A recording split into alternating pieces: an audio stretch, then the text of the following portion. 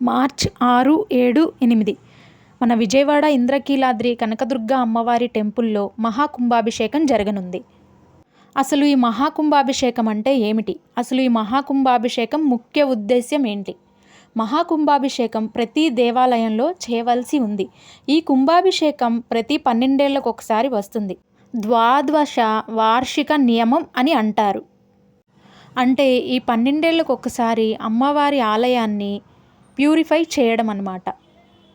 అంటే దేవాలయాన్ని పవిత్రంగా చేయడం.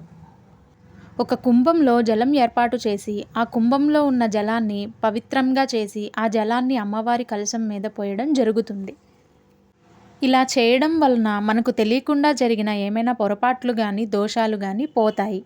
ఆ 3 రోజులు కూడా హోమాలు మంత్రాలతో అమ్మవారిని పవిత్రంగా చేస్తారు. అదేవిధంగా అమ్మవారి శ్రీచక్రానికి ఆ క్షేత్రానికి మళ్ళీ ఆ శక్తిని పెంపొందిస్తారు. ఈ మహాకుంభాభిషేకానికి కంచి పీఠాధిపతి వారి ఆమోదం తెలియజేయడం జరిగింది. ఈ ముహూర్తం కూడా వారే నిర్ణయించారు.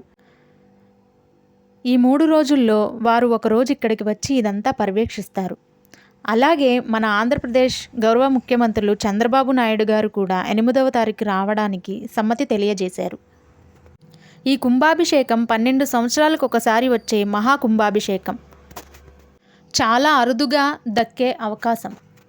నార్మల్ రోజుల కంటే ఈ 3 రోజులు వచ్చి అమ్మవారిని దర్శించుకుంటే ఆ ఫలితం వేరుగా ఉంటుంది.